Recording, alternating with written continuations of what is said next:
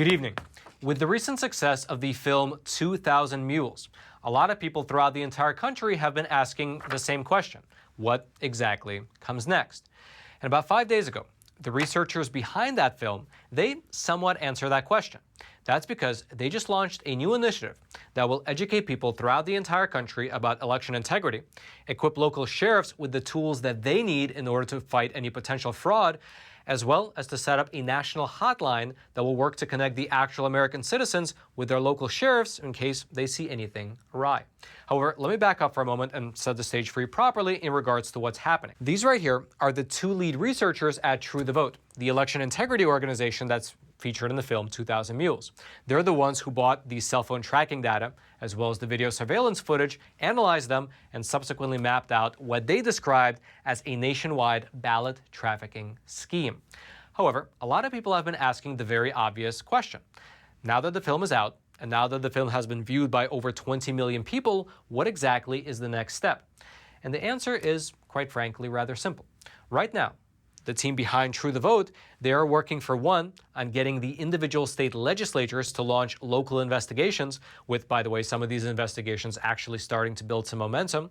And then secondly, they are working to help secure the upcoming midterm and presidential elections.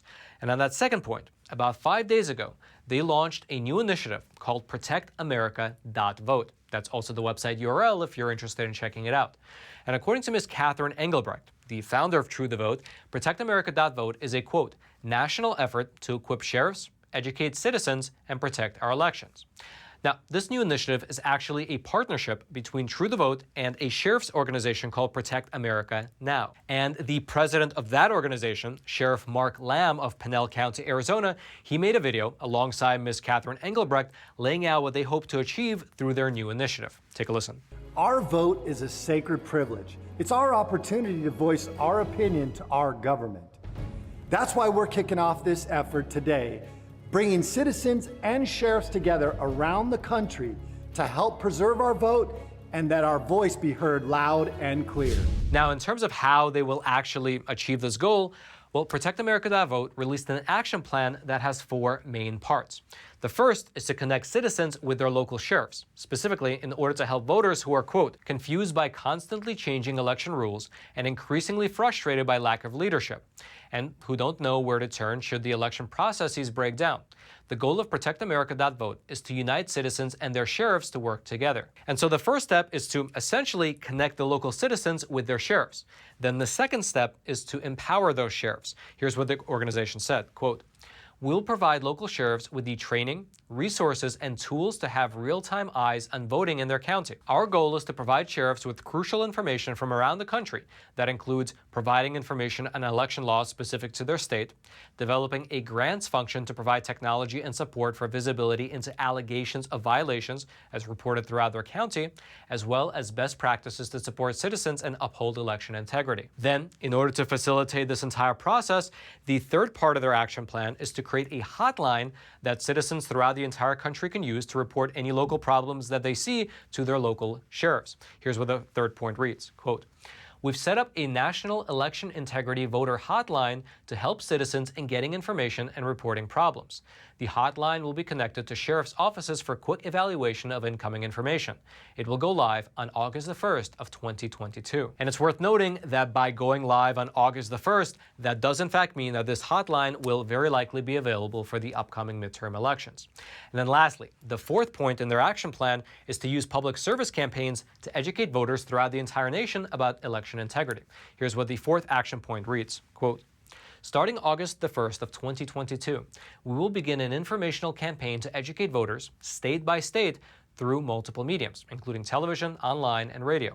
Our efforts will include press conferences in key states with county sheriffs to raise visibility around election integrity. Now, technically, there is a fifth action point on their website, which is just a call to action for anyone that wants to get involved. If you want to check it out, I'll throw a link to Protectamerica.vote. It'll be down in the description box below, which is, of course, that little description box right next to that like button, which I hope you take a moment to smash. However, putting everything together, here's how Sheriff Lamb and Catherine Engelbrecht, here's how they explain the overall strategy of their new approach. Look, folks, this is not complicated. These voting laws should be followed, and if they're not, there should be consequences. This is not about Republican or Democrat. This is an issue of the rule of law. And remember, regardless of your party, we all love this country. And there's nothing more important than defending your vote. Let's do this. Now, as a quick aside, this development is actually emblematic of a larger shift in this country. Because as the federal government gets larger and larger, and as they claim to control more and more aspects of our lives, well, there are many municipalities that are falling back on their local sheriffs in order to protect their constitutional rights. In fact, there's a growing movement of counties in this country that are going quote-unquote constitutional, meaning that the sheriffs in those counties will not comply with any federal or state rules that they believe run counter to the U.S. Constitution. And the reason that sheriffs are the ones who are leading this charge has to do with the unique identity of what a sheriff actually is, as opposed to, let's say, a police officer or a politician. And in fact, here's how Sheriff Richard Mack, who's the founder of the Constitutional Sheriffs Association, here's how he described what makes a sheriff so special. Yeah, first of all, the history of the office of sheriff goes back over 1,000 years. Jefferson called the sheriff the top executive of the county. And if you look back to old Saxon law, you know, even way back to Robin Hood days and the sheriff of Nottingham, the sheriff has always been the #1 officer in the county. He's supposed to be the ultimate protector of the people. And that's what he is today. He's supposed to be. And he's the only one in law enforcement in the entire county and pretty much in the entire country who serves in law enforcement, who is elected by, for, and of the people. And therein lies his power. He reports directly to the power source. In America, the people, we the people, the first 3 words of the Constitution, we the people are in charge of this government. We choose who represents us in our government. And that's what makes us a constitutional republic.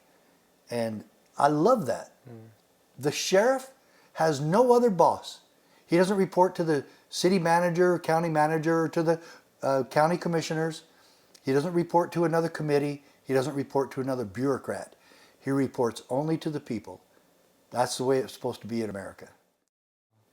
Does the sheriff's office... And by the way, the chief of police, well, he's a bureaucrat. He's appointed by another committee. And he answers to the town manager. No, shouldn't be that way. He should answer to the people. And so then, getting back to our original discussion, the newly launched initiative, Protectamerica.vote, will have local sheriffs throughout the entire nation working alongside the citizens of their counties to help secure the ballot box. If you'd like to read more about this new development or go deeper into anything that we discussed in today's episode, I'll throw a link to everything down in the description box below this video. And all I ask in return is that you take a super quick moment to smash that like button for the YouTube algorithm. And also, if you haven't already, subscribe to this YouTube channel as well. That way you can get this type of honest news content delivered directly into your YouTube feed every single weekday. And now, sir, what's this? Of course it's secure, because we use the Sekur app, which is the sponsor of today's episode, as well as an awesome email and message service provider that actually cares about your privacy.